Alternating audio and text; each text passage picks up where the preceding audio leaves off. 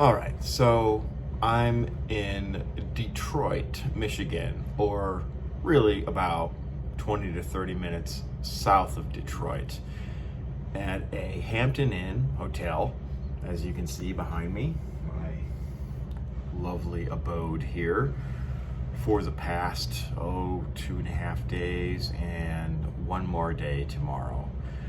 I'm on tour with Tori Martin in direct support for Drew Baldridge, and we have 2 more shows left on this leg of the tour. And then after that, we go back out for 2 more shows. So, I want to talk today about something that happened, something that's been written about on a certain page, a private page on Facebook, a private page that I'm a member of, I'm a part of, and basically, in a nutshell, it was found out and leaked to this page, which, mind you, is not public. It's an invite-only page, so there's no way to even search for the page. It won't come up if you search for the name of the page. You have to be invited to join that group, if you will, and then there's a series of questions, and then you are either entered into that group or denied.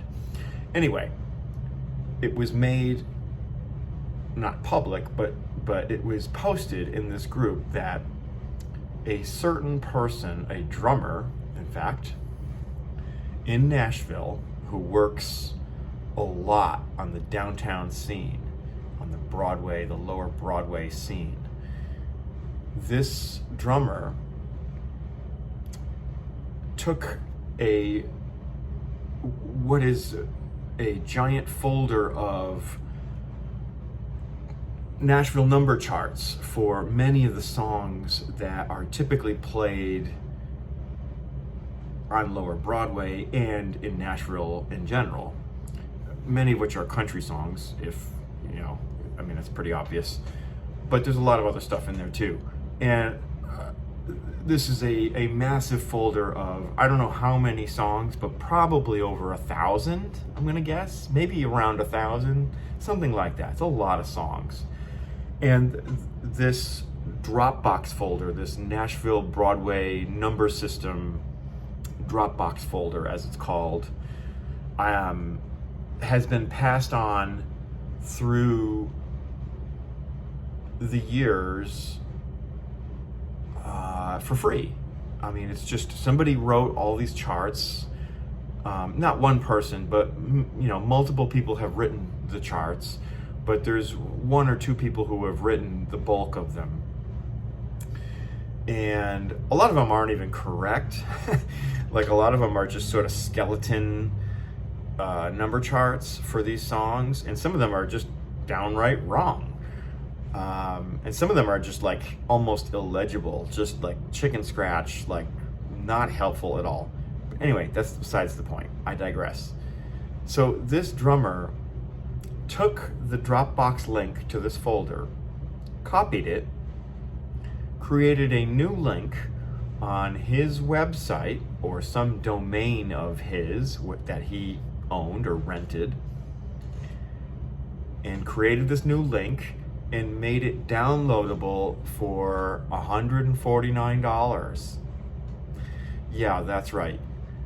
He took somebody else's work, copied the link to the folder, gave direct access to this folder if you paid him $149. Talk about messed up. Man, that is some messed up stuff right there.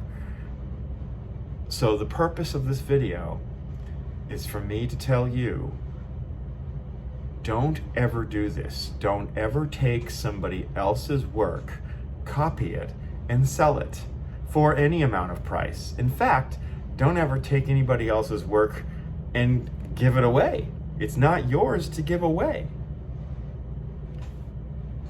Unless you have permission, of course, unless unless that's been made clear. I don't know if there's any copyright issues involved. I mean, technically, the writing of the chart is kind of a copyright issue if you aren't using it strictly for your own self or your own educational purposes.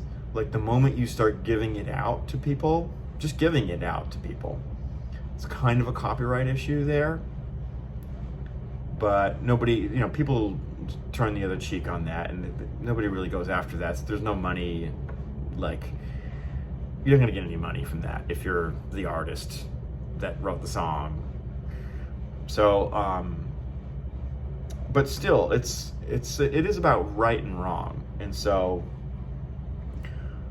I have some transcriptions, and I've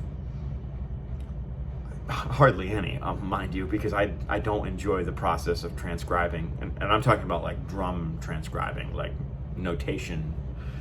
Obviously, I transcribe my own patterns and my own lessons and that kind of thing, but I don't enjoy like transcribing something off of a record and learning it that way. I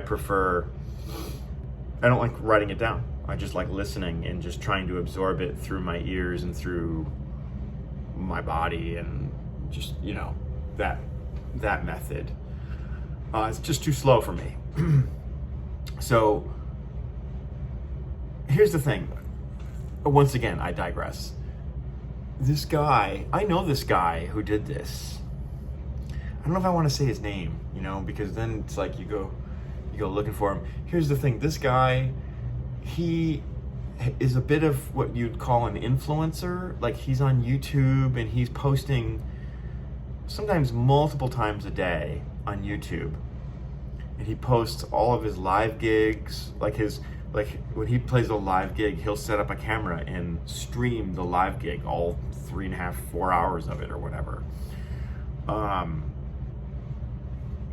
In addition, he will come online, like I'm, talk in front of the camera like I'm doing right now, and talk about various subjects. Man, I'm drying out here.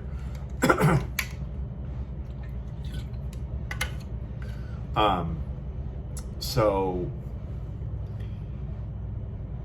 the fact of the matter is, like, this guy is like trying to impart advice online, and like thinks of himself as a authoritative figure, like some person who knows the ins and outs of the business, if you will. And for him to go and do this and to copy somebody else's work, charge $149 for it, and then, so get this, so within the Facebook message that wrote all this stuff, that sort of outed this person, other people chimed in, of course, immediately. I mean, there's so many comments and so many people just going, oh my God, what a complete douchebag, and what a, and just like, this guy is like totally blacklisted himself like in 5 minutes, and all of that is true. But somebody tagged him on it, so he definitely saw the whole thread, and then he responded with what really, really looks like an AI apology, like an attempted apology through AI. Like, he went on AI and said, write me an apology for something that I don't feel like I did anything wrong. It's just the way it's structured, the wording, like, you can tell he didn't go in there and like change anything. I mean, obviously, I've used AI like a few times, and when I have, you got to go in there and like humanize it, because like, it just sounds like a stupid computer talking. It just sounds like, it's too technical. It's too, like, the grammatical stuff, the way the sentences are structured and so on. you probably know what I mean.